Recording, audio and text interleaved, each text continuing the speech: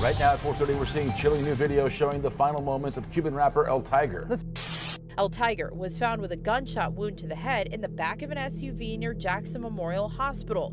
He would die days later. For weeks, police searched for 49-year-old Goloso, who was eventually found in New York.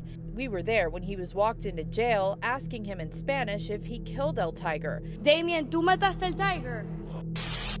Turning now to some breaking news, the verdict is in the murder-for-hire trial of Cuban rapper Chocolate MC. A jury has found him guilty of avenging the death of Taiger by putting out a bounty on the man accused of killing him. In October of 2024, Miami police discovered Cuban reggaeton music star Taiger, renamed Jose Salvador, shot in the head inside a black Mercedes SUV. Within days, the news rippled across the world, sparking grief, confusion, and a demand for answers. But beneath the public mourning, another more tense question started to form, one that wouldn't be fully understood for months. Because in the wake of Taiger's death, a close friend and fellow artist, Chocolate MC, would be drawn into a storm of grief, anger, and whispers of retribution. Similar to the story of King Von and Lil Durk, his grief would cause him to make a rash decision, catching the attention of Miami-Dade detectives, prosecutors, and eventually landing him in a courtroom. To understand everything that followed, we need to know who Taiger was. Born Jose Salvador in 1987, he emerged as a major voice in Cuba's urban and reggaeton scene. Fans admired him for bringing a distinctly Cuban voice to reggaeton, while his songs captured a world rooted in both tradition and modern street sounds. He started out in a group called Los Four. Eventually, he went solo, and that's when his signature tracks began to hit. His artistry even earned him international exposure, as his music was featured in the soundtrack of the movie The Fate of the Furious. At the time of his death in 2024, he was 37 years old. His loss was deeply felt in his community. On October 3, 2024, Miami police responded to a call and found a black Mercedes SUV.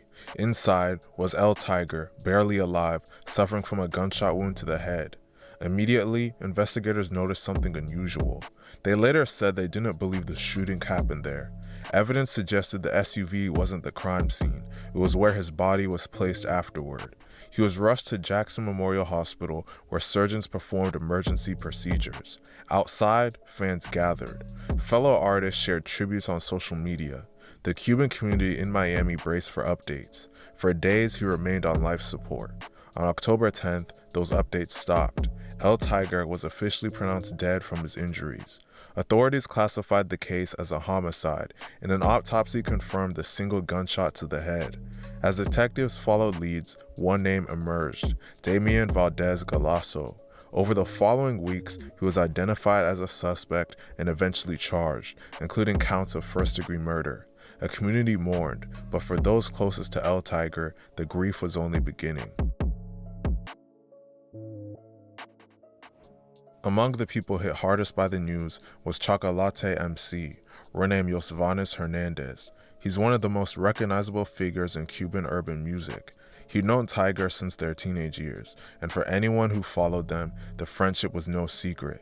As soon as Taiger was hospitalized, Chocolate appeared in public and online, praying, posting tributes, and pleading for recovery. He lit candles in front of Jackson Memorial Hospital and released a tribute music video called Desconfianza, filmed at the hospital while Taiger was still fighting for his life. For Chocolate MC, this was personal, and according to police and prosecutors, that grief was about to take a darker turn. Chocolate was no stranger to crime. A video released of him holding a man at gunpoint after an argument. Cuban rapper Chocolate MC, or Josvani Sierra Hernandez, with a new mugshot and back in jail, this time on aggravated battery and kidnapping related charges. Records show a fan approached the singer at a supermarket on Opelika Boulevard. The fan was starstruck for the wrong reasons after police say the singer pointed a gun on his chest and forced him to surrender his car and demanded money. Records go on to say Chocolate forced his fan to drive around several locations for about 2 hours. The reggaetonero was eventually arrested. With something like this in mind, it's no surprise that his friend's death would further lead him into crime. On December 12, 2024, 2 months after the murder, Chocolate MC was arrested by Miami-Dade police. The charge? Authorities accused him of making written threats toward Damian Galazzo, the man charged with killing Taiger. Police seized his phone and social media accounts. What they found became the centerpiece of a much larger investigation. According to prosecutors, Chocolate MC allegedly offered money for Damian to be killed, even while Damian was held inside the Miami-Dade jail system.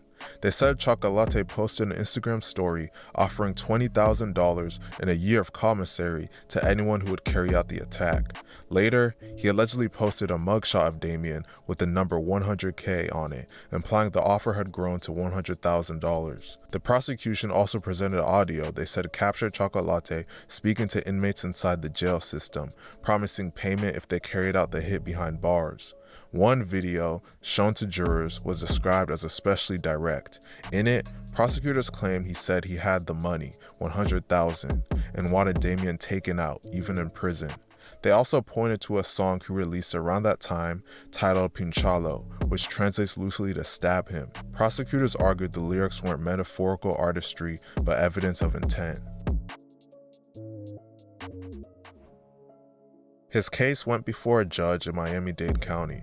A 7-person jury heard days of testimony, audio, video, and social media evidence. Chocolate MC took the stand in his own defense. He insisted he wasn't capable of killing anyone, arguing that prosecutors misunderstood or misinterpreted his words, that they were emotional, raw reactions to losing someone he loved. At one point, he raised a piece of paper to the jury that read, Dios conmigo, quien contra mí, translating to God is with me, who is against me. The defense also presented evidence about his personal struggles. Records showed he had been treated for mental health issues in Cuba and that he had battled addiction since his teenage years. But after deliberating for less than 2 hours, the jury returned a unanimous guilty verdict. He was convicted of first-degree murder solicitation and written threats to kill or cause bodily injury. In the courtroom, he broke down. Outside, his girlfriend told reporters he was not a killer, only a man who had been overwhelmed by grief. Chocolate MC is facing up to 15 years in prison.